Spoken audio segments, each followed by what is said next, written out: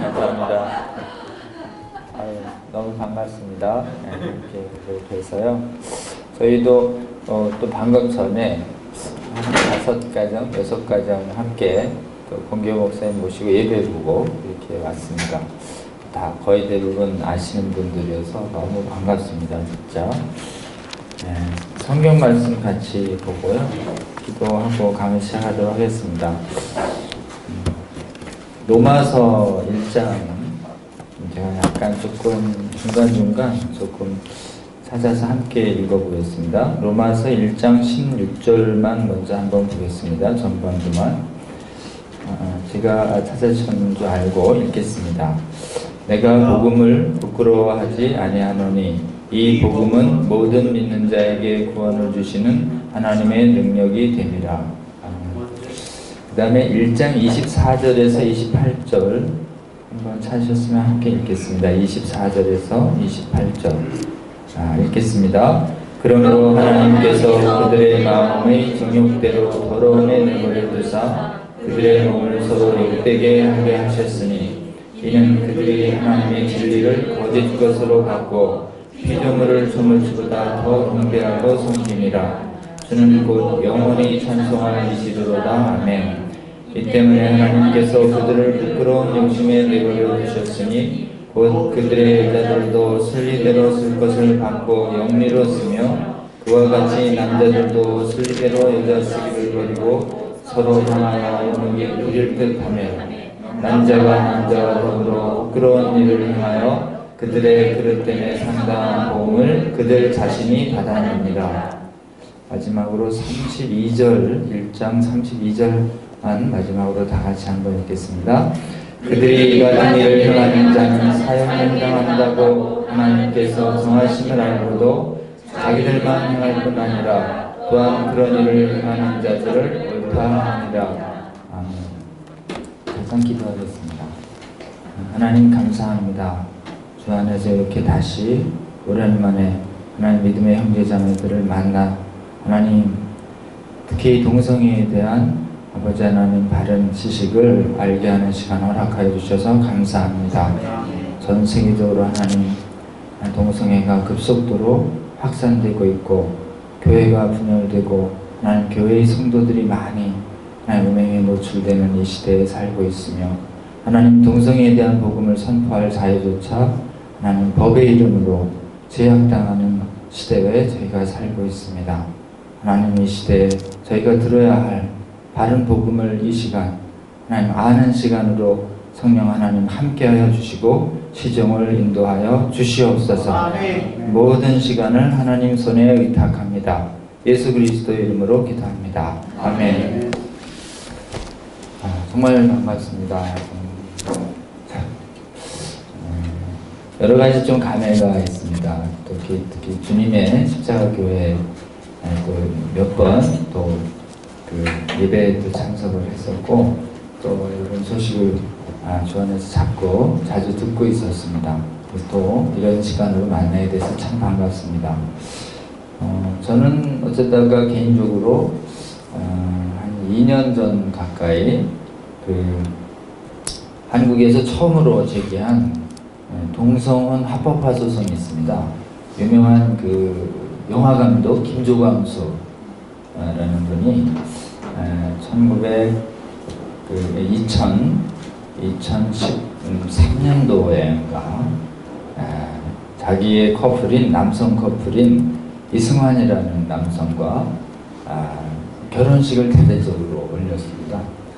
그리고 나서 1년 뒤에 그 혼인신고서를 관할 서대문구청에 제출을 합니다. 그러니까 이제 서대문구청에서는 국내 처음으로 들어온 동성혼 혼인신고, 가족등록부 신고인데요. 이제 호적등본, 옛날에 호적등본이라고 하는 건데요.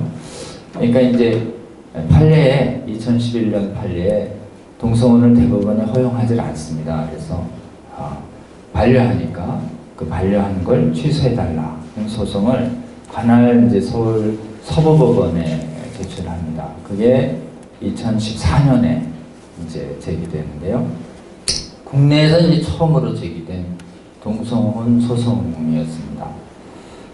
관할 그 재판장이 서부지방법원장이에요. 이게 이제 조금 그 법원에 법원장 혼자 재판장이십니다. 이 재판을 한 1년 이상 그냥 쭉 끌고 있다가 제일 1번 심리가 개최되는 게 2015년 6월쯤에 첫 기일이 열리는데요. 저희가 이제 2015년인가요?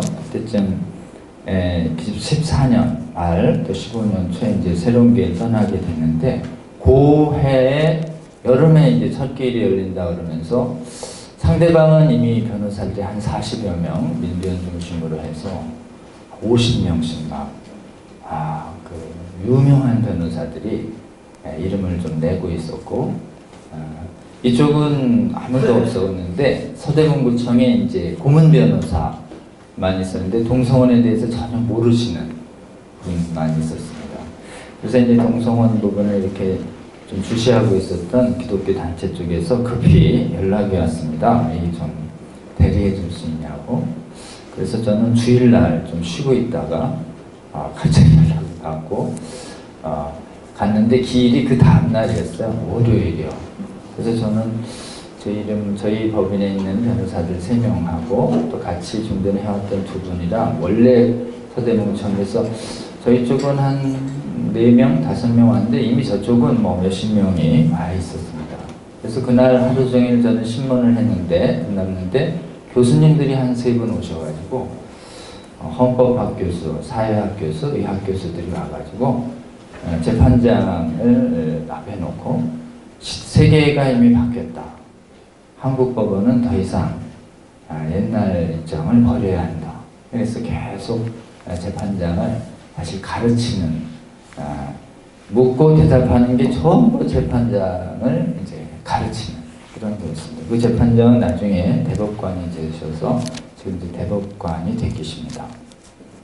그때 이제 재판장은 법원 안에서 대표적인 진보 성향의 그래서 소수를 위한 판결을 많이 썼다고 그래가지고 뭔가 진보 진영에서 굉장히 좋아했던 한 사람이었습니다. 근데 우연히게도 고파 심리가 열리기 바로 그 직전 주에 미 연방 대법원에서 오바마 행정부 시절에 동성혼을 합법화하는 대법원 판결이 고주의 신문기일 1주 전에 통과가 됩니다. 6월 달에. 그래가지고 그때 그 통과된 그 표차수가 딱 한 표. 그 대법원장은 반대했고 보수정당은 반대했는데 하도 이제 오바마 행정부와 힐러리가 이렇게 푸시를 하니까 한 분이 옮겼어요. 그래가지고 우리는 8대0 막 이래 나오지만 거기서는 5대4로 단 한 표 차이로 이동하면서 동성혼이 정상화되어가지고 그 신문길이 아주 기세가 높아졌습니다. 그래서 저도 좀 깜짝 놀랐죠. 야, 이렇게 심각한가. 그래서 이제 이쪽에서 하나도 안 썼길래 그때부터 좀 공부를 하면서 이 동성혼 문제에 대해서 배우게 됐는데요.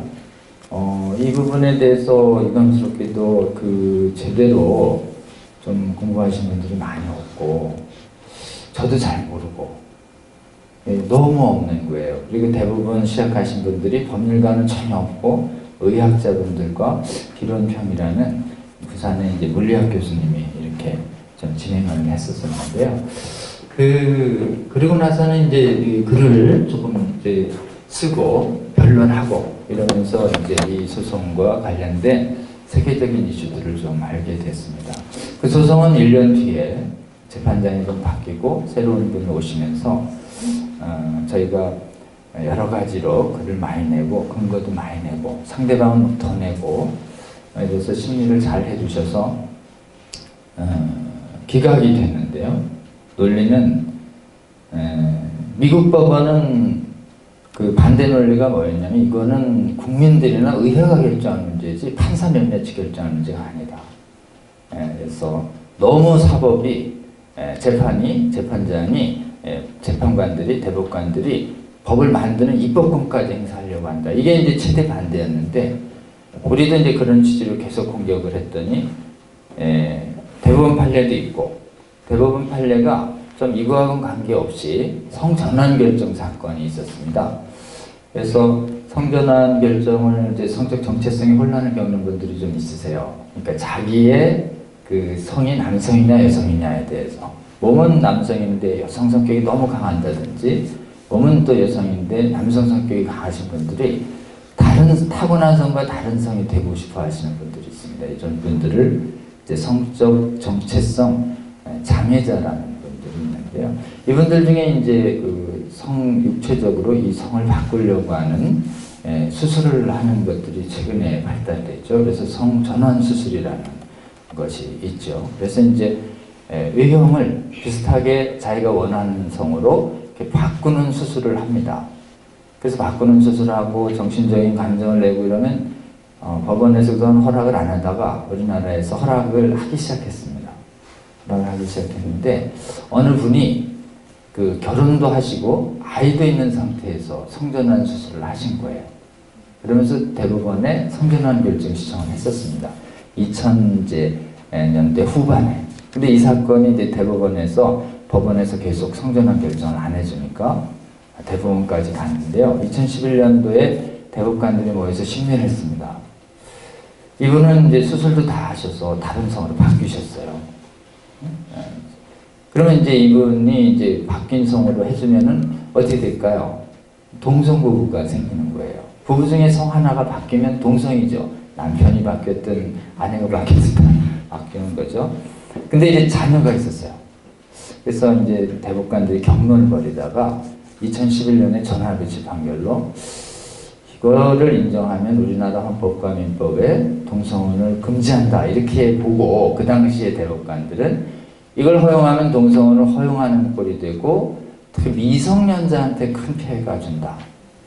그래서 아무런 주위에 피해가 없으면 모르는데 아이에게 큰 피해가 주니까 허락할 수 없다. 이런 판결이 정면으로가 아니라 이제 성전환 사건에서 판단이 하나 있었던 것이 있었기 때문에 대법원 현재 지방법원장도 대법원 판례가 살아 있었거든요. 또 우리나라 대법원은 양성평등의 기초에 혼인이 성립한다 이렇게 되어 있습니다. 이때 양성이라고 할 때 이 양성은 다르다라는 의미로 해석해서 아주 엄격하게 보시는 분은 우리나라는 헌법이 개정되기 전까지 동성혼이 허용되지 않는다.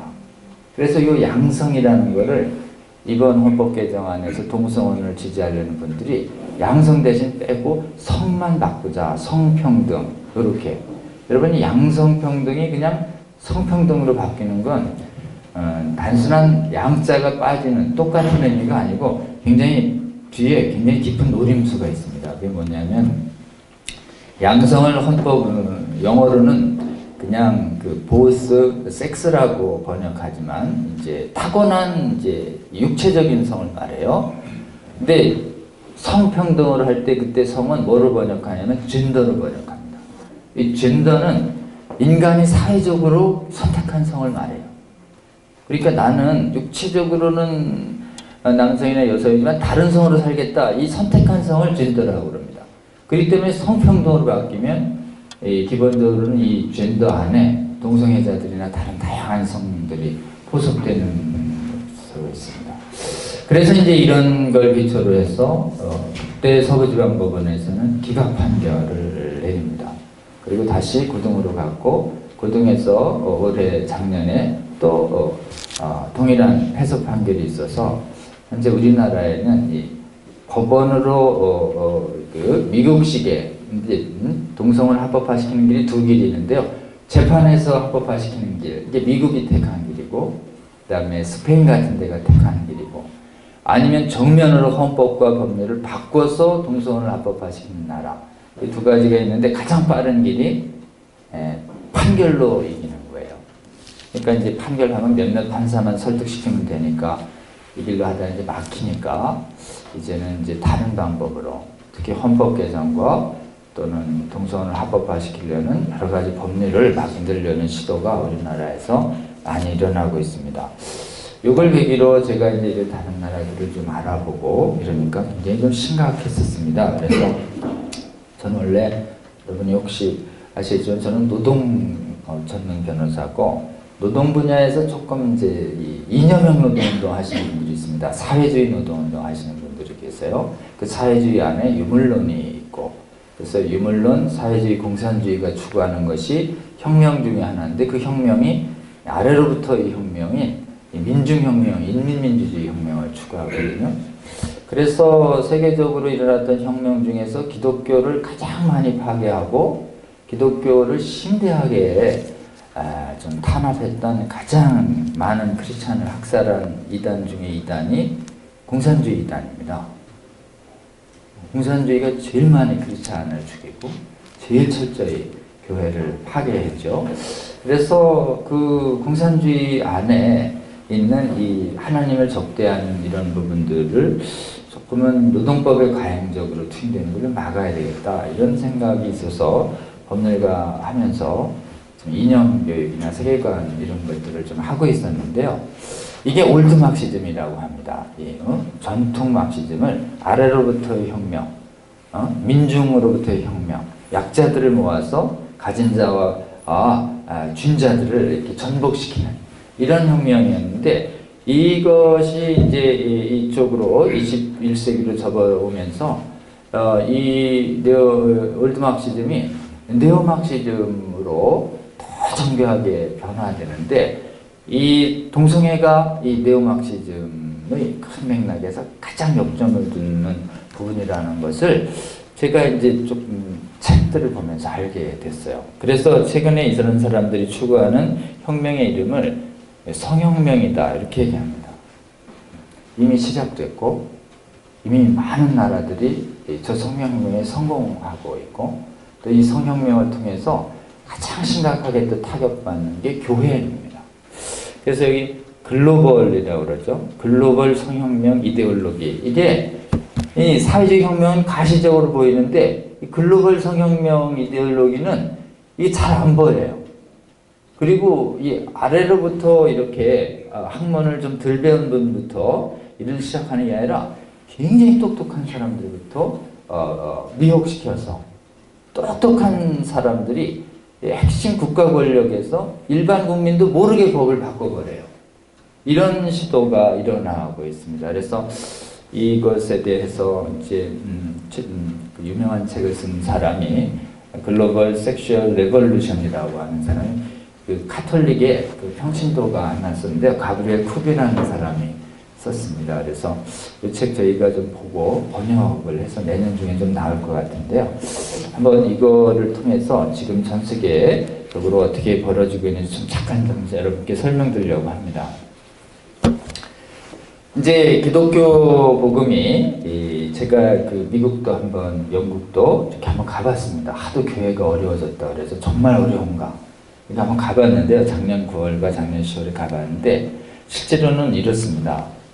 이 복음 서구 기독교 특히 영국, 미국, 유럽이 무너졌고요. 동성애 부분에 관련해서 미국이 무너졌는데 분열되는 모습이 이렇습니다. 분열되고 침묵하고 그러니까 분열되면 어느 정도 분열되냐면은 동성애는 더 이상 죄가 아니라고 생각한다 라고 분명하게 얘기하고 나는 동성애자다 라고 커밍아웃을 한 분들이 목회자로 임명되고 있어요. 그래서 특히 성공회 같은 데가 되고 또 유럽교회, 미국도 그렇고 영국도 그렇습니다. 아마 현재 교민들이 많이 있으시니까 보실 거예요. 그래서 일단 교단의 입장이 둘입니다. 동성애를 죄라고 생각 안 하는 또 동성애자라고 커밍아웃한 목사를 안수 주냐? 안수 준다는 교단과 안수 안 준다는 교단으로 착족해집니다. 그래서 안수를 주는 교단에서는 이 지금 로마서가 여전히 지금도 진리라고 믿습니다 이렇게 얘기하면 교단에서 이렇게 쫓겨나옵니다. 직장의 안전이 도움이 안 돼요. 그런 정도로 분열되어 있습니다. 그러니까 교회가 분열되니까 힘이 교회의 목소리가 찬성 반대로 나뉘어지니까 영향력이 급감한 것이죠. 심지어 어느 정도 분열되냐면요. 그 미 연방 대법원 그 동성혼 소송할 때 990여 명의 미국 아주 저명한 목사들이요, 제발 동성혼을 합법화시켜달라고 청원서를 몰래 낸 게 나중에 발견됩니다. 그래서 그 청원서를 저희한테 보내왔는데, 그러니까 이 대법관들이 이렇게 계실 때 목사님들 1000명이 합법화를 요구하는 거예요. 그래서 실제로는 동성혼을 합법화시키는 데에서 가장 앞장선 게 누구냐면 절대 비교독교인들이 아닙니다. 잘못된 관점과 철학으로 성경을 오해한 많은 크리스찬들이 실제로는 동성애 지지운동에 가장 앞장서고 있어요. 그게 심각합니다. 그래서 특히 그 신학적으로 그 성경의 절대적 권위를 약화시키는 신학인 이 자유주의 신학자들이 성경을 아주 천재적으로 해석해가지고 이 분명한 복음을 꼭 분명하게 읽지 않고 흐려버려가지고 성경이 동성애를 지지하는 것으로 해석하는 신학이 발달합니다. 이런 신학을 퀴어 신학이라고 그래요. 퀴어 신학. 그래서 퀴어 신학이 얼마나 정교한지 모릅니다. 그래서 대개는 그 초기 그 영지주의라고 하는 초대교회도 이 영지주의 신학자들이 복음주의 신학자들을 아주 정교한 해박한 언변과 논리로 계속 조롱했다는 거죠. 그래서 이 영지주의 이단들 중에서는 뛰어난 헬라 철학자들이 굉장히 많았다고 합니다.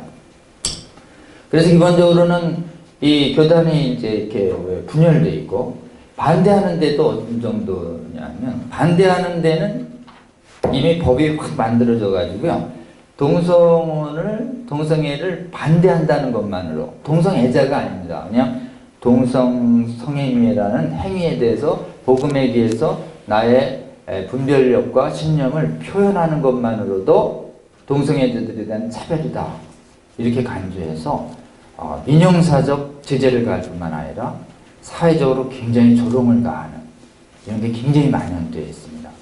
그래서 이미 법이 만들어져 가지고 공개적으로 여건상 이렇게 잘못되면 거기 가서는 동성혼에 대한 얘기할 때 이렇게 주의를 한번 보십니다. 저희랑 만난 목사님들과 성도들. 그래서 아무도 없는 거 보고 조용히 얘기할 정도로 심리적으로 위축되어 있는. 그래서 이 반대하는 분들도 반대하는 분들은 이렇게 침묵하고 계십니다. 그리고 외면하고 있어요. 그리고 요거 얘기하면 이제 어느새 교회 안에 동성애에 계속 이렇게 빠져 있고 동성애를 긍정적으로 바라보는 성도들이 많아요. 특히 가족들 안에 동성애자들이. 그래서 대개는 교회의 많은 지도자들이 무너지는 이유 중에 하나는 자녀가 동성애에 빠지고 자녀가 안 바뀌려고 그러는 거예요. 자녀가 계속 호소하는 겁니다. 그렇기 때문에 자녀를 위하는 마음으로, 사실은 애들 마음이나 편하게 해주자는 마음으로 동성애에 대한 생각을 바꿔버리는 분들이 많이 있습니다. 그리고는 대신 이제 심각하게 지금 교회 안에 동성애를 반대하는 설교를 하면 한 3분의 1 가까이가 출렁이면서 교회가 쪼개질 판이니까 이거를 예민하니까 얘기를 안 하시는 거예요. 얘기를 안 하시고 딴 걸 열심히 하십니다. 교육, 전도, 선교 이런 것들을 보상심리로 열심히 하십니다. 이미 동성애 부분에 있어서 교회가 분열되고 무너지고 있는데도 이 마가서는 이제 예루살렘 성벽이 무너졌는데 예루살렘 안소성 안에서 이제 밭 갈고 있는 입장인 것이에요. 이런 모습들이 서양에 있는데 이 영국은 8천만 명이라고 그래요. 전 인구가. 명목상 그리스도인이 6천만 명인데 힘없이 무너졌어요. 동성애 반대 금지법이 이미 제정됐습니다. 2010년대 평등법이라고 해서 오늘날 우리가 얘기하는 차별금지법이 들어있고, 그 다음에 이제 미국은 갑자기 그 대법원으로 들어오면서 대법원이 판결을 내리면서 각 주마다 동성혼을 합법화한 주 안 한 주가 나눠졌었는데 대법원의 힘으로 다 동성혼을 금지하는 각 주법을 강제로 고치도록 해서 지금 미국 전체는 통일됐습니다. 이제 동성혼에 대해서 반대하는 것에 대해서 이제 인권 침해로 차별로 봐서 금지하는 법이 되는데, 미국에 있는 크리스천들이 몇 명이냐면은 2억 수천만 명이라고 해요. 2억 수천만 명이 거의 뭐 힘없이 무너진 거. 그래서 제가 이제 이 동성혼 반대운동 하시는 분들을 이렇게 찾아봤는데 영국은 주로 법률가들 위주로 한 100여 명이 윌버포스 아카데미라는 형태로 세 각국에서 모인 분들 한 100여 명 정도 되고, 미국에서도 전역에서 다 모인 가장 큰 대회라고 그러는데 한 100여 명 되는 그 동성애 전쟁터에 거의 주님의 군사들이 보이지 않는 이런 심각한 문제가 있습니다. 왜 이렇게 됐을까 도대체? 이제 이렇게 살펴를 봤는데요. 근데 이게 동성애를 정당화하는 그 이데올로기가 이념이 성경만 있는 게 아니에요. 성경에서도 아주 직접적으로 성경을 공격하는 신학이 퀴어 신학이 발달해서 지금 한국 신학교에서도 퀴어 신학을 학습하면서 동성애, 예를 들면 이런 건데 지금 얘기한 로마서 1장이고 바울이 이렇게 얘기한 건 그 당시에 타고난 동성애자들이 있다는 과학적 증거가 없으니까 이런 얘기를 한 거다. 지금 동성애자들이 타고난다는 과학적 증거를 알았더라면 어떻게 비난할 수 있는 이런 게 아까 이거 다 성전에서 특별히 지금 우상숭배하는 그 남창들에게 대한 문제다. 이렇게 그냥 이걸 축소시켜버려요. 이런 식으로 성경에 있는 모든 것들을 다 흐려버리는 신학이 지금 이제 신학교 안에도 외국에 많이 번져 있고 한국도 많이 소개되고 있는 입장입니다. 근데 이 신학뿐만 아닌 거예요. 왜 목사님들이 이렇게 이 부분을 분열되고 침묵됐냐면 이 교단이 신학이 분열되고 교단이 분열되고 이러면서 침묵과 이제 탄압을 받는 국면으로 이렇게 바뀐 이유 중에는 이 동성애를 정당화하는 이 전문 학문 복합체가 있다는 것을 이렇게 조금 학자들이 분석해내고 있습니다. 그래서 이제 지금 선진국에서 벌어지는 전문 학문 복합체를 통한 기독교 복음에 대한 공격이라고 이렇게 상황을 이렇게 보는 것이 정확하다라고 볼 수 있습니다. 그래서 이거 한번 좀 설명을 드릴게요. 얼마나 이 동성애를 정당화하는 복음이 알게 모르게 우리 사회에 많이 들어와 있냐면 첫 번째가요. 과학의 이름으로 들어오고 있는데요. 성과학이라고 그럽니다. 그래서 가장 자자한 게 동성애를 타고난다, 유전된다, 선천적이다. 한마디로 얘기해서 자유가 없다 이런 뜻이에요. 이게 이제 막 사이언스지에 해머라는 사람이 동성애자인 사람이 유전자가 있다라고 아주 대서특필을 했어요. 그런 다음에 몇 년 뒤에 조사본을 확대시켜서 다시 조사해 보니까 그렇지 않다 이렇게 바뀌었는데 대서특필된 건 유전된다고 그 사람 팀이 바뀐 것은 소서특필됐나 봐요. 소서 특필도 아니고 그냥 평범하게. 그리고 나서는 그 다음부터 나온 논문들은 전부 동성애 유전이 아니다. 타고나지 않는다. 이런 논문들이 최근에 많이 나옵니다. 존스 홉킨스 교수나. 요즘 많은 그 동성애를 이렇게 대세로 받아들이려고 하는 분들 중에서 많은 분들이 의지하려고 그래요. 타고난 사람이 있는 거 아니냐. 그래서 많은 동성애를 받아들이는 교단의 성명서의 기본 성명서 안에는 뭐가 되어 있냐면 타고난, 변화되지 않는 동성애자들이 있다는 것을 과학이 증명하고 있다. 이 설명이 쭉 들어갑니다. 이게 들어가면서 반대되는 과학이 나오기 전에 아주 조명한 기독교 문필가들이 동성애는 더 이상 죄가 아니다라는 메시지, 긍휼히 여겨야 되죠. 받아들여야 되지만 죄가 아니다라는 부분까지 여기기를 바꿔버린 대표적인 사람이 헨리 나우엔, 그 다음에 필립 얀시 이런 분들이 동성애 옹호 복음을 전파하면서 미국이 지성이 확 돌았다라고 얘기합니다. 일본 그래서 이제 최근에 그래서 우리나라 한국엔 다행히 과학자분이 동성애 반대운동에 제일 앞장서시는데요. 장로님이신데 부산대 이분이 쓴 책이 동성애 타고나는 것인가에 대해서 타고나지 않는다는 과학적인 내용을 이렇게 쭉 해서 지금 책을 하나 썼는데요. 그게 제일 1번입니다. 그래서 타고나지 않는다. 그리고 이 성전환은요. 성을 전환시키면 정말 다른 성으로 살고 싶은 이것을 이 갈등을 해소시키는 구원의 수단으로 여기잖아요. 그래서 실제로는 수술로 외과적 수술로 비슷하게 만들고 다른 호르몬을 만들면 남자도 이제 수염이 나고, 여자분도 수염이 나고, 남자도 이제 가슴이 생기게 되고 그런다고 해요. 그러나 성전환 수술을 하면 일평생 자기의 타고난 성과 거스르며 살아야 되기 때문에 일평생 엄청난 고통을 받는다고 해요.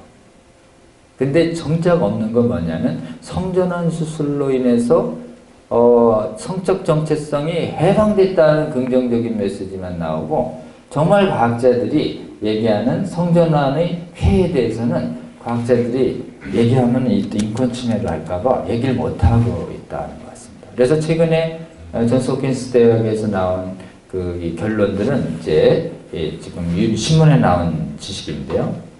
성전환은 생물학적으로 불가능하다. 이게 결론이에요. 유전자가 안 바뀌는 거예요. 아무리 호르몬을 바꾸고. 타고난 성, 하나님이 주어진 성 마음에 안 든다 이거예요. 내가 바꾸겠다. 이제 이렇게 되는 거죠. 이 의미에는. 그래서 실제로는 이 법이 이제 이 동성애 강화법이 이렇게 되면 실제로는 개인에게 성전환 선택권을 주어서 부부로 살다가 난 다른 성으로 살겠다는 걸 다른 배우자가 반대하면 인권 침해가 돼버리는. 그래서 최근에 어떤 경우가 되냐면 수술 없이도 난 바뀌었다 이게 다른 성으로 살고 싶다 바꿔달라. 그래가지고 수술 없이도 해줘야 되냐가 외국에서 발달했습니다. 그래서 우리나라에서 처음으로 올해 수술 없이도 성전환 결정을 해주는 판결들이 나오고 있어요. 그래서 이미 충남에서 좀 나왔고, 또 서부지방법 현재 국가인권위원장인 분이 좀 수술했다는 증거 요구했다가 진보단체로부터 그냥 막 난타를 받고 진단서를 요구하지 않는. 그래서 지금 우리나라에는 외과적 수술도 받지 않은 채 성전환 호적이 정정된 사람이 상당히 많습니다. 그래서 지금 나는 바뀌었기 때문에 난 다른 성이 있는 대중탕으로 가겠다 그럴 때 못 막습니다. 이제 이런 혼란들이 우리나라에 일어나고 있는 게 이게 일본 성과입니다. 여기에 대해서 이제 저희가 이렇게 좀 해줘야 됩니다. 여러분, 이 성적 지향이라는 말이 있는데요. 성적 지향은 이 욕구를 말합니다. 이렇게 성적인 이끌림이라고 얘기하는데요. 성경에는 아주 그냥 적나라하게 표현하죠. 정욕으로 표현합니다. 이끌림, 욕망을 말하는데요. 이 욕망이 컨트롤 안 된다고 계속 항변합니다. 마지막에. 여러분, 이 욕망은 컨트롤 될까 안 될까요? 컨트롤되지 않는 게 있습니다. 생기는 건 컨트롤이 안 됩니다. 갑자기 이렇게 선악과를 딱 봤는데 따먹고 싶다. 이게 탁 떠오르는 건 컨트롤이 될까요? 부적절한 정욕이 마음속에 확 떠올랐다가 사라지든지 좀 머물든지 이러는 거는 컨트롤이 잘 안 됩니다. 그러니까 컨트롤 안 되는 거는 감정의 발생은 컨트롤이 잘 안 됩니다. 근데 인간에게는 하나님이 무슨 능력을 주셨냐면 감정이 생겨도, 부적절한 감정이 생겨도 그 감정을 선택하고 행동으로 옮길 거냐의 문제는 전혀 별개의 문제죠. 만일 이 모든 부적절한 그 욕망에 다 정당성을 부여하면 처벌할 수 있는 사람이 있을까요? 없을까요? 없습니다. 훔치고 싶어서 못 참는 걸 어떻게 해요? 판사님 용서해 주세요 이러면요. 그래 못 참아? 그래 용서해 줄게. 이렇게 되면 어떻게 해요? 살인하고 싶어서 미치겠어요. 그 대개는 그래서 사람들에게 아무리 부적절한 욕망이 생겨도 성경은 계속 정욕을 따르지 마라. 정욕을 발생을 하지 마라. 이렇게는 안 하잖아요. 성경은 정욕을 따르지 마라. 이렇게 얘기하죠. 선악과를 따먹는 욕심을 갖지 마라. 이렇게는 얘기 안 하고 따먹는 행위를 하지 마라. 이렇게까지 가죠. 요까지 행위로 가기 전에 인간의 지정의 중에 움직이는 의식 기능을 뭐라고 하냐면 의지라는 기능이 있습니다. 의지. 요 의지를 법률에서 가장 중요시하는 정신 기능입니다. 그러니까 법률이 효과를 부여하고 판단을 하는 건 내가 이해했습니다. 라는 거하고 이 효과를 부여하지 않아요. 내가 내 물건을 당신이 그냥 갖고 싶다는 걸 이해했습니다. 그렇다고 저 사람께 안 됩니다. 또 하나, 내가 내 물건을 당신이 그냥 갖고 싶다는 그 마음을 내가 공감합니다. 그렇다고 해서 이 물건이 가지 않아요. 근데 어떨 때 가냐면 내 물건을 당신이 갖고 싶어하는 걸 이해하고 내 물건을 당신이 갖고 싶어하는 그 느낌을 내가 공감했기 때문에 내가 이걸 당신에게 주기로 동의합니다 이러면요, 이 물건은 즉시 주인이 바뀝니다. 법률이. 그러니까 여러분 계약서 잘 쓴다는 것 중에 뭘 잘 써야 되냐면 동의하느냐 이 부분에서 권력이 확 가는 거예요. 그러니까 여러분 말 한마디로 전 재산을 다른 사람한테 줄 수 있어요. 그게 의지의 기능이에요. 의지. 이 의지에 하나님은 뭐를 주셨냐면 자유를 주신 것이에요. 이 의지의 자유가 다 있다라고 하는 부분, 이것이 하나님에게 주신, 인간에게 준 자유의 핵심이라고 할 수 있는데요. 이 핵심 중에 특히 의지와 감정이 충돌할 때 의지가 더 우세할 수 있다는 그 힘, 그 힘을 성경에서는 뭐라고 얘기하냐면 절제력이다 이렇게 얘기합니다. 셀프 컨트롤, 셀프의 sinful desire를 이길 수 있는 힘을 셀프 컨트롤, 윌파워라고 할 수 있죠. 그래서 이 의지의 자유는 어때요? 그러니까 누구에게나 다 있습니다. 아무리 심각한 동성애자들에게도 다 있습니다. 혹시 주위에 가까운 분이 동성애에 오래 중독되고 습관화되어 있으면 동성애가 엄청난 쾌락을 줍니다. 말할 수 없는 강력한 자극을 줍니다. 실제로. 그렇기 때문에 고통만스럽다면 뭘 하겠습니까? 동성애 굉장히 강력한 자극을 주는 것으로 알려져 있어요. 그럼 그 사람들이 이 강력한 자극을 또 맛보고 싶어서 참을 수 없다고 계속 얘기하고 어쩔 수 없다고 나를 좀 있는 그대로 받아들여 달라고 이렇게 타고난 걸 어떠냐고 당신이 그런 걸 고통을 아냐고 막 이렇게 얘기하면 어떻게 하시겠어요? 그럴 때 여러분은 이 사람이 지금 거짓말하고 있구나 얘기합니다.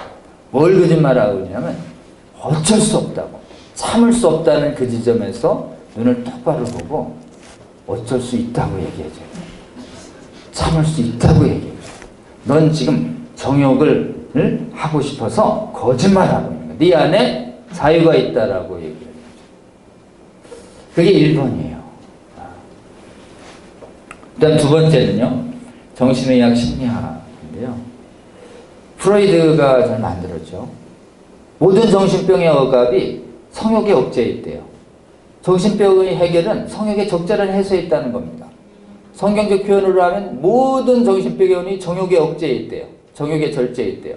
정욕을 적절히 해소하는 것이 정신병의 원인. 이게 심리학이 모든 정신병을 자꾸 성욕을 기초로 해설하려는 경향이 프로이드가 기초론에 굉장히 광범위하게 퍼졌고, 이 심리학이, 이 정교한 심리학적 이론이 이 막시즘이랑 만납니다.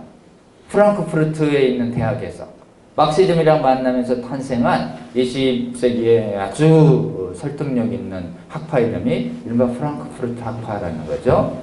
이 프랑크푸르트 학파에서 만들어낸 것이 이 네오막시즘인데요.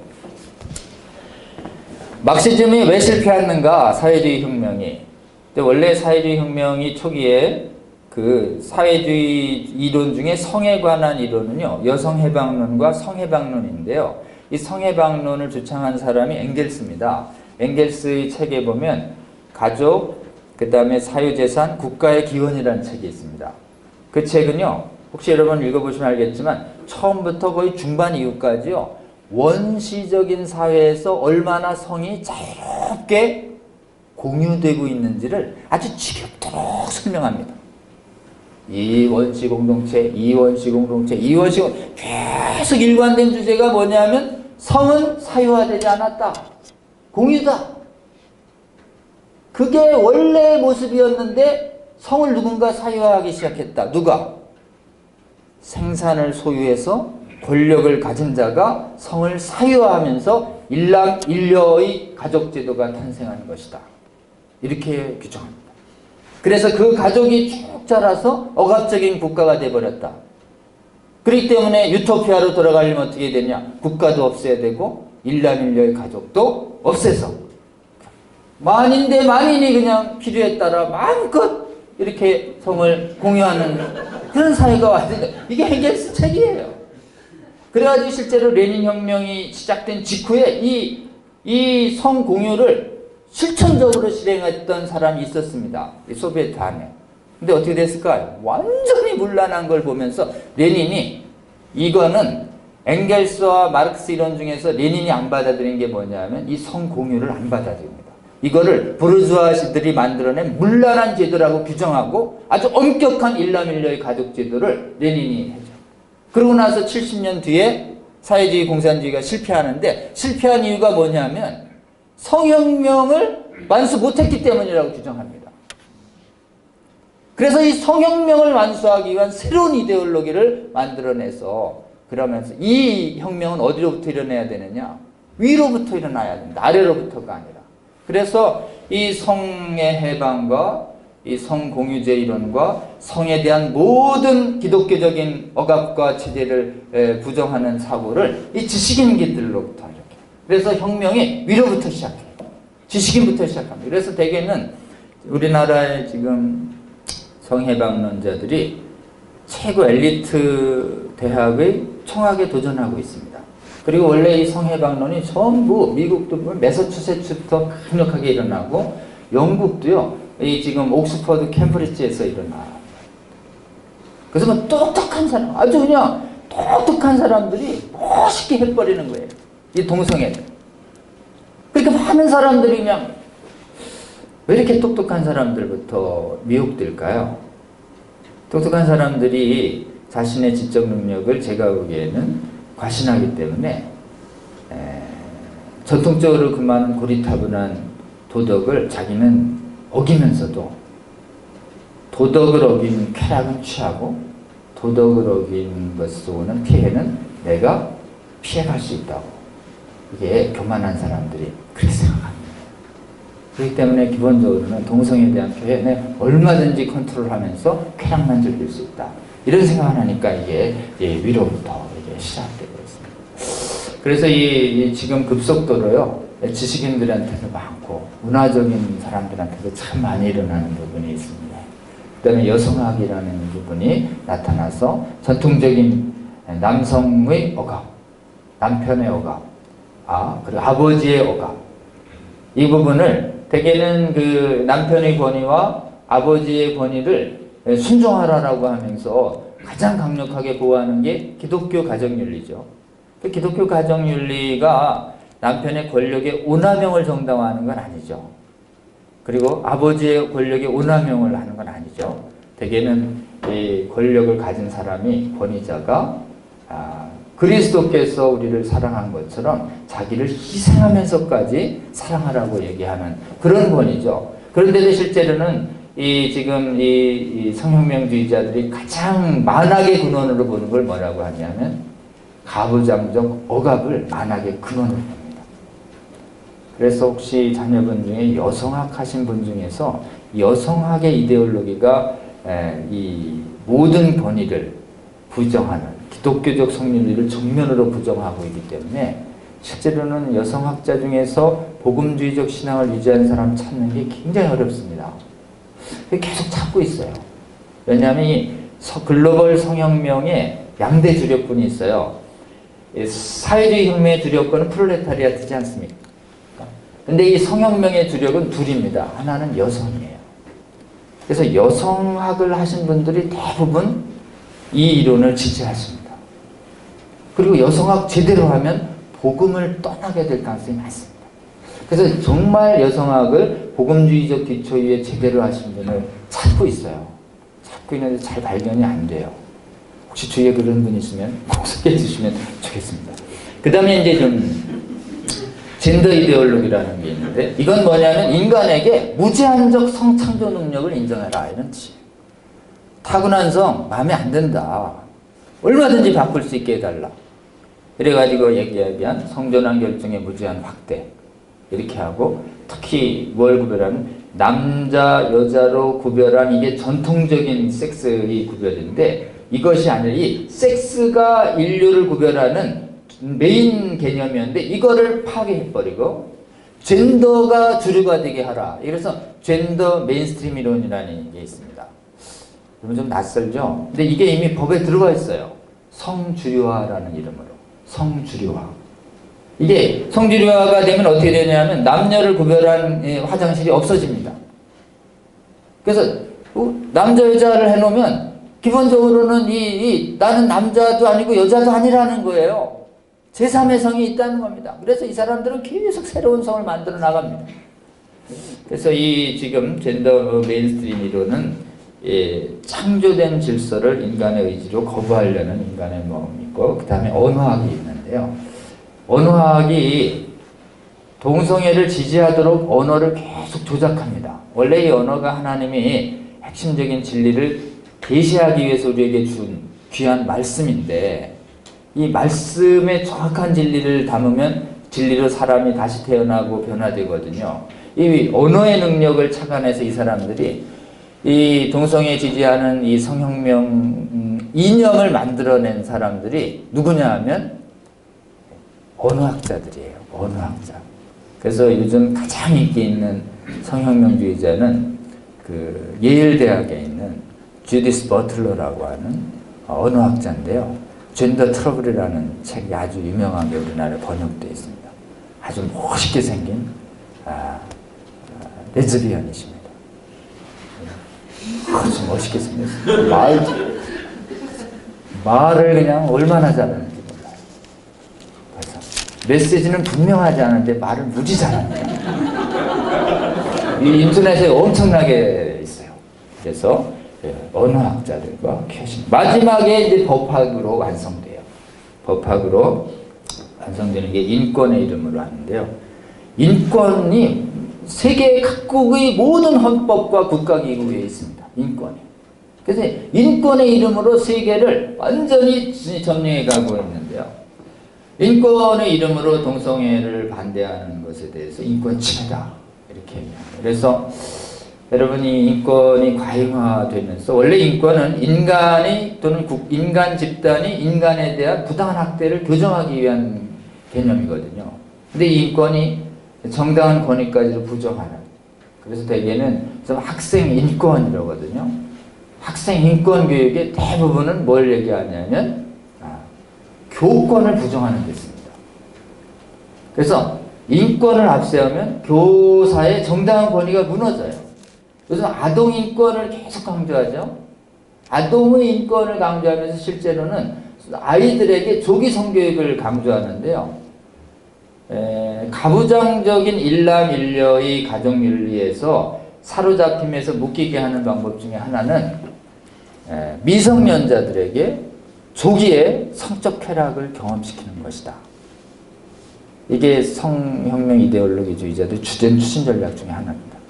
그래서 조기 성교육을 가르치는 게 되게 조기 성교육의 핵심 내용이 뭐냐면 피임이나 병 안 걸리게 마음껏 성을 즐기는 방법을 계속 가르칩니다. 일남일녀의 그 혼인 때까지 순결을 지키라는 내용 없고, 그냥 안전하게 성을 즐기는 방법, 이게 조기 성교육의 핵심이에요. 그래서 이 조기 성교육을 통해서 아동의 권리의식을 강화시켜서 누구의 권위를? 아버지의 권리를 깨고 교사의 권리를 깨고 국가의 권위를 깨는, 그래서 궁극적으로는 모든 권위의 원천인 하나님의 권위까지 도전하게 하는 이 시도가 이루어지고 있는 것이죠. 그러면서 이제 발견해낸 논리가 뭐냐면 성적 지향을 이루한 차별금지법이라는 법리를 만들어내서 세계적으로 동성애 반대를 못하게 하는 동성애 반대금지법, 독재법이에요. 여러분이 실제로 그 사회주의와 교회를 파괴한 그 이론은 프롤레타리아트 독재론입니다. 인민의 당, 공산당의 당이 헌법 위에 있고, 그래서 교회는 그 아래 복종해야 한다. 그래서 실제로는 이 프롤레타리아트 독재론을 가지고 교회를 파괴했고 분열시키고 탄압시켰고, 그것이 아직 지금 심각하게 북한에 남아있죠. 똑같은 독재론인데요. 이것이 성적 지향을 이루한 차별금지라는 그럴싸한 인권의 이름으로 무장돼서 본질은 뭐냐면 독재론이에요. 그래서 동성애를 반대하는 복음의 자유를 뺏어버리는 이런 무서운 속도로 지금 교회를 파괴해가고 있습니다. 그래서 실제로는 이제 혹시 교민들도 계시고 또 해외에 많은 분들도 있는데 우리나라는 현재는 제가 이 정도 얘기해도 괜찮잖아요. 다른 나라에서는 이제 이런 자유가 점점점 없어져가는 것이 있습니다. 특히 지식인들이 제일 좀 걱정하는 게 뭐냐면요. 지식인들이 제일 아파하는 게 이런 것 같습니다. 무식하다는 얘기 듣는 게 제일 아파하시는 것 같아요. 지식인들. 그 지식인들이 모욕을 굉장히 두려워합니다. 그래서 이 동성애 지지 확산 전략 중에 하나는요. 반대자들이 아무리 정교한 논리로 반대하더라도 일단 결론에서 강력한 언어로 모욕을 주라고 가르치고 있습니다. 그러니까 부끄러워하는 감정을 확 대도 끝도 없이 지금 시대가 어느 때인데 그렇게 무식한 얘기하고 계세요?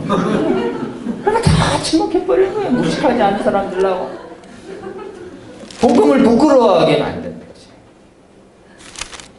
그래서 한번 이제 보시면 그날을 갔더니 이제 이거를 교회 지도자들하고 저희 같은 법률가나 학자들이 따로따로 놀고 있어요.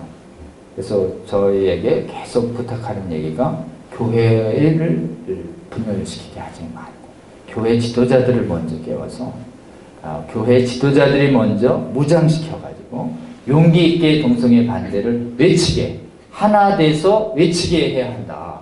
그 일을 성공 못하면 한국교회도 영국교회나 미국교회처럼 분열되고 외면한다.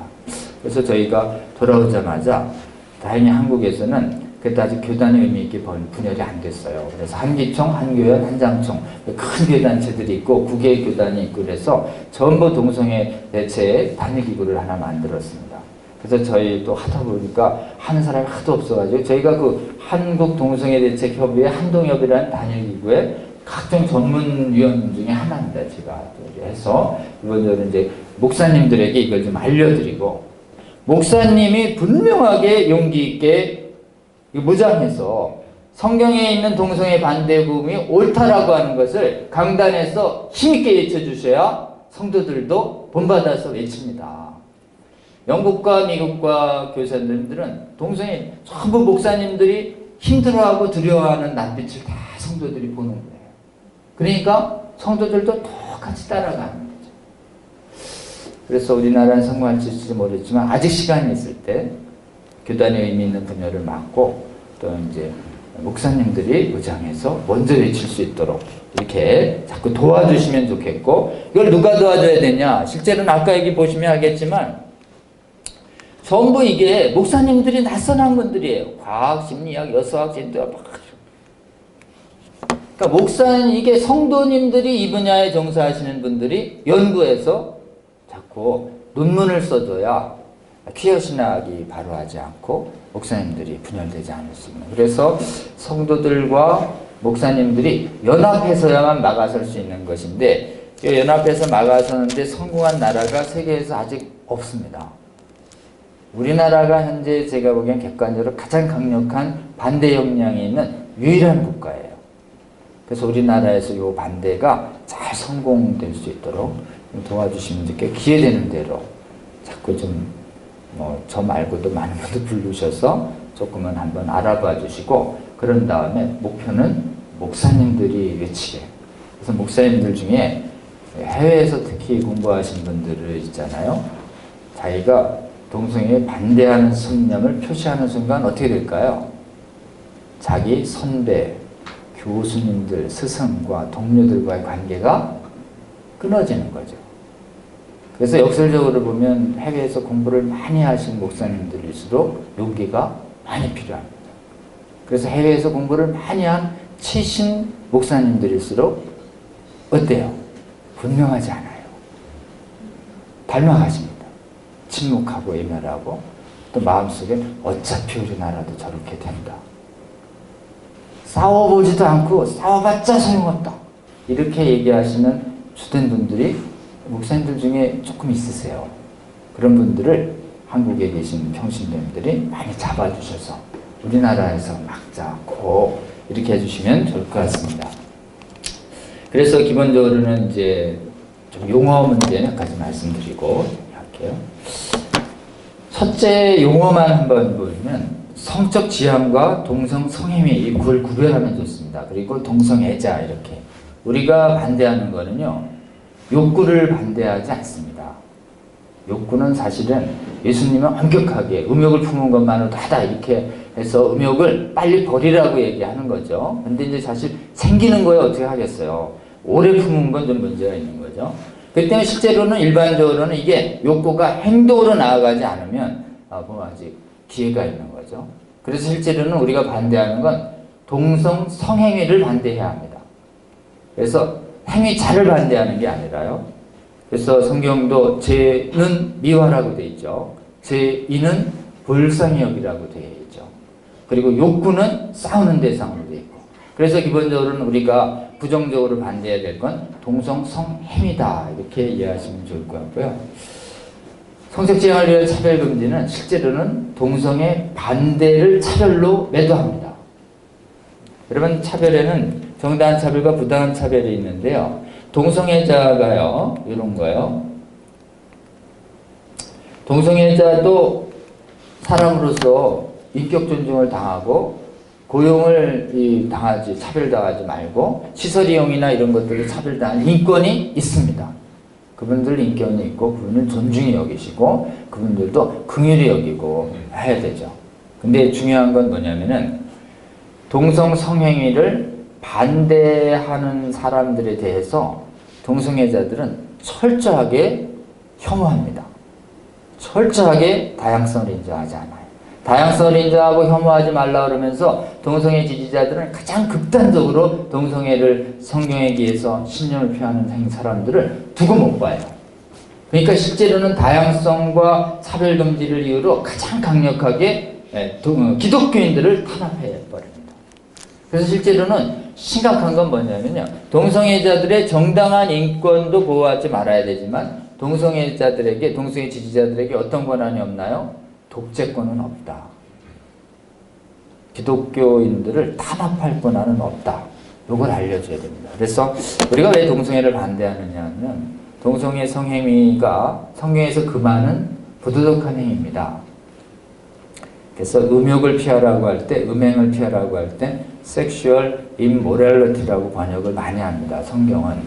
그래서 음행은 부도덕한 성행위죠. 성경에서 거룩하게 보는 성은 일남일녀의 부부 안에서의 성행위만 하나님은 정당하다고 보고 혼전, 혼인 중 혼외, 일남일녀를 제외한 일남 다 또는 일녀 다 이거는 다 성경에서 바람직하게 보지 않은 것이죠. 이 부분에서 이제 조금씩 사실은 무너졌기 때문에 왜 동성애까지 되냐. 그래서 기본적으로는 성의 거룩함을 좀 회복해야 되지만 우리 기독교인들이 가져야 할 이런 성적인 그 성윤리에 대한 기독교 복음에 기한 신앙 고백, 양심에 기한 판단, 진리에 대한 연구 이것을 보호하는 기본권이 있는데 이런 기본권은 세계 모든 헌법에 다 있습니다. 이런 기본권을 뭐라고 그러냐면 내 양심상 옳다고 믿는 것을 말하고 행동할 권리 이걸 양심의 자유라고 그럽니다. 그 다음에 내 신앙상 옳다고 믿는 것을 말하고 행동할 권리 신앙의 자유. 그 다음에 내가 진리를 라고 믿는 것을 연구하고 발표할 권한 이걸 학문의 자유라고 그래요. 우리나라 헌법에 다 있습니다. 학문 자유, 신앙의 자유, 양심의 자유 그리고 이런 것들을 여러 사람에게 알릴 권한 이걸 표현의 자유라고 그래요. 근데 동성애자들은 동성애 지지 이데올로기는 이 세 가지의 인권이거든요. 이게 기본적인 인권입니다. 기독교인이 가지고 있는 이 기본권 인권을 이 동성애 논리를 가지고 전부 박탈시켜버려요. 그래가지고 동성애라고 이렇게 표현하면 체포해서 구금해서 하고 동성애에 대해서 상담하려고 해도 면허를 뺏고 심지어 어떤 데는 동성애 지지자들을 변호하면 변호사 단체에서 쫓아버립니다. 이렇게 할 정도. 이 동성애 독재가 점점점 강화되고 있는 시기에 있기 때문에 우리의 이 자유를 지켜내기 위해서도 사실은 좀 나서 주셔야 합니다. 무너지고 있어요. 두 번째는 이 동성 성행위는요 굉장히 폐해가 많습니다. 그 폐의 대표적인 것이 여기 보면 상당한 보험을 그들의 그릇 때문에 상당한 보험을 그들 자신이 받았다 이렇게 돼 있잖아요. 상당한 대가를. 그래서 이 대가가 이 동성애 성행위가 쾌락만 주고 뭐 피해가 없다면 그렇게 막아야 할 이유가 없겠지만 이게 치명적인 불치병을 부르고 있거든요. 그래서 우리나라 동성애자 에이즈의 감염률이요 해마다 1000명인데 신규 감염자의 95% 가까이가 남자입니다. 남자가 압도적으로 많아요. 전 세계적으로 똑같습니다. 그래서 거의 가장 큰 원인이에요. 그리고 감염이 확진된 사람만 매해 1000명, 누적 10,000명 이상이거든요. 근데 통계적으로 보면 감염 확진자의 한 3.8배 정도가 실제로 감염돼 있대요. 그러니까 우리나라에 이렇게 3, 4만 명이 있는 거고, 근데 이분들이 굉장히 성욕이 왕성해가지고요, 한 사람으로 만족하는 분들이 아주 드뭅니다. 그래서 굉장히 활발한 즉석 만남을 시도하는데, 이 즉석 만남을 도와주는 애플이 있어요. 애플. 그 애플의 유명한 것이 딕소라는 것과 이반스트라는 게 있는데 뭐 꼭 찾아볼 필요는 없습니다. 가입 인원이 10만 명, 20만 명. 거기서 막 청소년들이 막 바텀 알바라고 그래가지고 이게 좀 3만 원, 5만 원에 자기 몸을 계속 파는 행위가 막 활발하게 일어나. 거기 앱을 누르면 요 반경 몇 킬로에 그 앱을 이용하는 사람이 다 떠요. 얼굴과 사진이 다. 어떻게 보셨어요? 봤죠. 간접적으로. 그거를 전문적으로 연구하시는 분들이 고발해달라고 그래서 저희 법무부에서 고발장 쓰면서 조금 살짝 봤습니다. 직접은 아니고. 근데 실제로는 많은 청소년들이 이용하고 있고요. 실제로 우리 동성애를 지지하는 이 영상물들이 나오면서요. 영상물이 철저히 동성애가 성소년 유해마차에서 없어졌습니다. 유해마차에서 없어진 지가 한 2003년에 없어지는데요. 4년에. 그래서 실제로는 요즘 청소년들이 제일 좋아하는 영상물 중에 문화물이 웹툰이에요. 웹툰, 만화. 웹툰은 의식적으로 동성애 지지 웹툰이 함량이 아주 높습니다. 그래서 혹시 청소년들이 열심히 웹툰 보고 있거든, 혹시 얘가 혹시 그런 거 보고 있는 거 아닌가 이렇게 보셔야 됩니다. 그래서 이 성적 지향을 위한 차별금지를 이루한 법이 우리나라에 저도 모르는 사이에 들어왔는데 언제 들어왔냐면 2001년에 들어와요.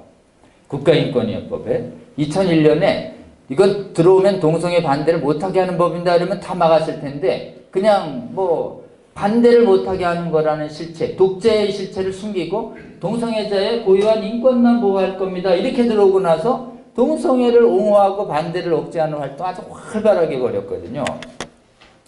이 법이 벌이고 나서 뭐 지금 보고서 내용, 뭐 법제법 이런 거 해가지고 실제로는 매해 6월달 되면 또 서울 광장에서 대대적인 동성애 옹호 조장 축제, 음행 축제가 일어날 거예요. 이게 우리나라에 일어나는 게 아니고요. 가장 유명한 퀴어 축제가요. 그 이스라엘의 텔아비브에서 일어납니다. 유대인에서 거기가 그 전 세계 그 인구가 한 40만이라고 그래요. 언론에 의하면. 근데 전 세계 동성애자들이 해마다 그 축제에 전 세계에서 몰려드는데요. 그 시에서 거의 모든 자금을 대줍니다. 그래서 나는 거 보면은 한 20만 명 모인대요. 수도의 반이 모여요. 그러면서 동성애자율이 10%까지 올라가고 있습니다. 이 수도에. 이게 언제까지 올라갈지 모르죠. 소돔과 고모라 성이 이것이 비중이 높았으니까 심판받지 않았겠습니까? 이게 언제까지 올라갈지 모르는 법이죠. 그래서 이거로 인해서 우리나라에 어느 정도 심각해지고 있냐면요. 이 법이 도입된 2001년부터 지금 16년까지 에이즈의 급증을 쭉 측정했는데요. 청소년들이 2명이었어요. 근데 지금은 한 50명, 40명 이렇게 해서 20, 30배 이렇게 폭증합니다. 이렇게. 그 다음에 청년들이요, 기본적으로는 한 10몇 명에서 지금 한 120명으로 해마다. 그래서 거의 청년들만 12배 폭증하는데요. 지금 이런 정도의 폭증률은요, 전 세계에서 유례가 없습니다. 전 세계는 에이즈 신규 감염률이 이 기간에 30% 떨어졌다고 그러거든요. 한국만 수직 상승했는데요. 특히 가장 높은 게 청년이 가장 높습니다. 청년이 20세에서 24세까지를 말합니다. 근데 청년이 감염됐잖아요. 그러니 잠복기가 있기 때문에 실제 행위는 청소년기에서 시작했다는 거예요. 그러니까 기본적으로는 이 나라에 들어온 동성애 반대금지법, 이것이 이제 실질적 차별금지법, 우리나라 국가인권법에 아직 처벌조항이 없습니다. 조사해서 시정권고만 내릴 수 있게 되어 있는데요. 이게 여기다가 민형사 제재를 가하라, 이게 차별금지법이에요. 그래서 많은 대선주자분들이 동성애자들의 인권만 생각하고요, 반대자들의 인권을 모르세요. 그리고 동성애자들의 피해를 잘 모르십니다. 그래서 주위에 있는 사람들이 막 여성학자 진보적인 시각 막 이렇게 막 쏴져 있으면 많은 분들이 동사는 모 대선주자분은 성적 소수자를 30%를 등용하겠다, 반드시 차별금지법을 제정하겠다, 세계 보편적인 추세로 가겠다, 이런 국가지도자분들이 적지 않은데 아직 잘 몰라서 그렇습니다. 그래서 여러분들이 좀 잘 알려주시면 이렇게 해야 됩니다. 동성애자들의 정당한 인권 보호하지만 동성애 반대할 수 있는 권리도 지금처럼 보장해주라. 그러면 중간에서 분별력 발휘하지 않냐. 근데 영국, 미국은 반대자들이 반대의 자유가 사라져버려. 그게 이제 약간 원죄의식 때문에 그렇습니다. 동성애자들을 죄라고 생각해서 막 목사님들이 성경책으로 머리를 때리면서 교회에서 탄압했대요. 그리고 감옥 보내고, 그리고 막 억지로 약물 투입하고. 그러니까 미국과 서양교회는 동성애자들이 탄압의 과거가 역사에 있습니다. 사실 이게 도덕의 문제인데 형사를 막 이렇게 하는 문제라기보다. 그러니까 미안한 거예요. 그러니까 그냥 극단적인 보호가 나타나고 있는 거예요. 우리나라는 탄압의 역사가 없습니다. 그러니까 우리나라에서는 동성애자들이 탄압을 받으려는 사례를 찾으려고 해도 잘 안 보이는 거예요. 그러니까 여기가 좀 확산이 좀 덜 되고 있는데, 다행히 다행인 건 아니지만, 그러니까 사실은 이렇게 입법과 사법에 쉽게 도움을 못 얻지만 청소년으로 계속 들어가고 있고, 수없이 이제 입법과 사법이 막히니까 조례 같은 걸 만듭니다. 인권조례 안에 다 넣어가지고 시의 제정, 구의 제정, 학교 제정으로 동성애 옹호 주장 활동이 활발하게 좀 일어나고 있습니다. 한 가지만 말씀드리고 좀 마치겠습니다. 우리나라 헌재와 대법원 판결이 3번이나 동성애에 대해서 얘기하고 있는데 이렇게 표현합니다. 동성애 성행위는 객관적으로 일반인에게 혐오감을 일으키게 하고 선량한 성도덕에 반하는 행위다. 이렇게. 이게요, 세계의 다른 나라에 이미 없는 표현입니다. 이게요, 이제 작년에도 똑같은 판결이 한번 나왔었는데요. 2016년도에. 한 표 차이를 지켜낸 표현이에요. 이번에 헌재 재판관이 이번에 또 바뀌시고 공소로 된 자리에 또 바뀌면 이 판결이 언제까지 유지될지 알 수가 없습니다. 이 판결에 의하면 한번 보세요. 동성애 성행위는 혐오감을 유발한다고 표현해도 대법관들과 헌재 재판관들의 표현이기 때문에 우리나라는 문제가 안 돼요. 근데 이 판결이 없어지잖아요? 그러면 혐오 표현했다고 규제받기 시작합니다. 그래서 다행히 동성애에 대한 도덕적 평가가 유지되고 있는 이 평가가 유지돼야 되는데, 이게 왜 부도덕하냐면 이게 이 동성애 성행위가 가지고 있는 부도덕은 이렇습니다. 부도덕에 따르는 피해가 있기 때문에 도덕으로 금하는 거죠. 그래서 동성애자들이 가장 요구하는 건 뭐냐면 동성 성행위를 하면서도 도덕적인 비난을 하지 말아달라. 정당화해달라. 죄라고 부르지 마라. 그러니까 마음의 양심의 거리낌 없이 당당하게 할 수 있도록 해달라는 게 저 사람들의 요구입니다. 차별금지법이 제정되면 당당하게 할 수 있을 뿐만 아니라 특히 반대자들을 딱 법의 이름으로 탄압하면서 점점점 이게 확산될 가능성이 많이 있습니다. 지금 세계적으로 굉장히 제가 본 교회를 위협하는 것 중에 여러 가지가 있는데, 제가 보기엔 공산주의도 이 정도로 교회를 분열시키지는 않았던 것 같아요. 동성의 이데올로기가 교회를 가장 심대하게 분열시키고 있고 가장 심각하게 몸에 죄를 짓는 음행을 교회 안에 확산되고 있다. 이런 것들을 현황을 조금 여러분들이 알아주시면 좋겠고, 한국교회가 잘 막아설 수 있도록 지금 깨어내는 작업을 해야 돼요. 저도 깨어난 지가 몇 년 안 됐죠.